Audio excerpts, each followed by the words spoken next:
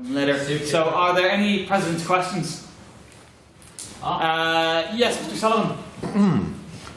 Mr. President, can you tell us a story? Certainly, Mr. Sullivan. What? It says the light's dim, but the switch isn't working. What has happened? It was a cold December night in the Literific office when Mr. Black heard a knock.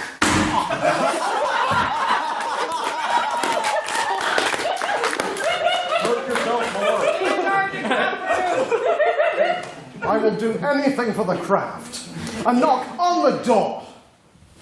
Do it. I won't do it again. So is that not? There's the knock on the door. Goodness gracious! I wonder who that could be at this hour. I couldn't see because I was busy caressing my hand. The door on the hog's head. He had so lovingly prepared for dinner. He strode over to the door with trepidation and undid the lock. Mr. President, may I come in? I need to speak to you on a rather urgent matter. Mr. Secretary, what a pleasant surprise. Do come in.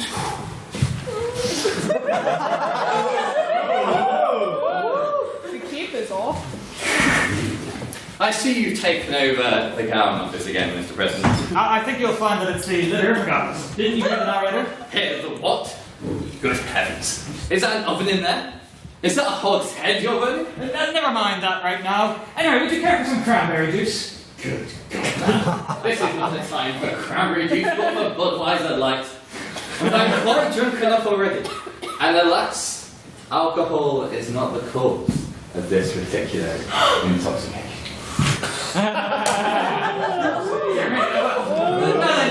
Mr. Secretary, tell me again, what is your name? Pete. Yes, Mr. Beck, isn't it? No, that was the other one. I'm the better one, Mr. Dunn. Of course, my apologies. I sometimes struggle to remember the names of people that aren't me. I say, Mr. President, there appears to be something stiff, protruding from your trousers. Yes, that's Mary, my gavel. Rather splendid, isn't it? It's made of the finest wood. It's very sturdy. As the President whipped his gavel from his trousers with great enthusiasm, Mr. Dunn found himself blushing with girlish excitement. I can see it's rather sturdy, Mr. President. Why would you mind terribly if I were to bang it? Well, Mr. Dunn, what sort of question is that? You know, remind you that I let you bang it just last week. In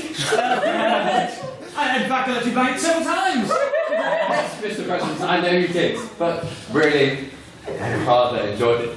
And I was just about getting the hang of things, and then you stopped me.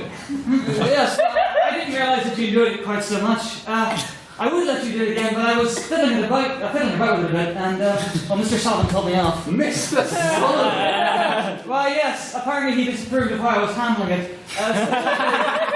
Something to do with the head, I think. I can't believe this. Consulting with Mr. Sullivan, of all people. I thought we had something special. Next, you'll be telling me that Finn has been stroking it. Well, he does have a nasty habit of putting it where I don't expect. Please do elaborate. I said, you said you needed to speak with me. The tension was palpable. The heat was rising, and though the gavel had yet to be banged, the two fine young specimens of men were almost out of protected time. So there was no going back. Say, Mr. President.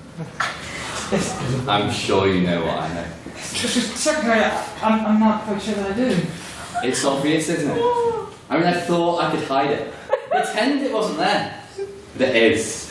It really, really is. And it would be a crime to ignore it anymore.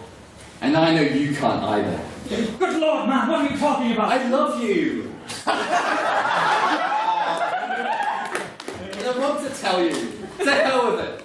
I need you. I burn for you.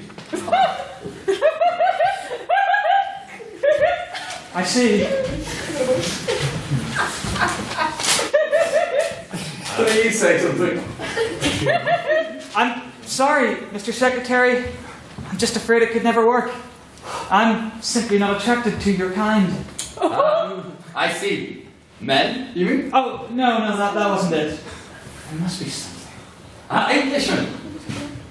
If this is about you proving you have many Irish friends. No. That's not it at all. Then please, Mr. President, tell me what. It's just, I'm a president, and you're a secretary. I could never feel for someone who wasn't a president. But do you not know? No, what?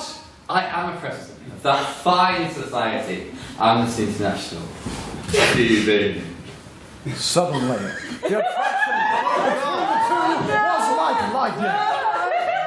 Drawn inexorably the two began to give in to the searing heat of the moment. Hands disappeared into gowns and other places. Ties pocket watches clinked together. Oh, Mr. President! This is ridiculous! I thought you said you loved me! Let's give them something to really share my time about.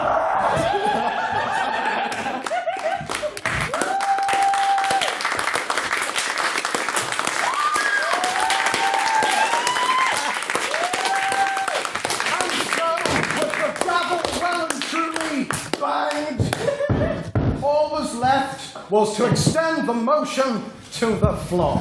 That's end, Shameresign.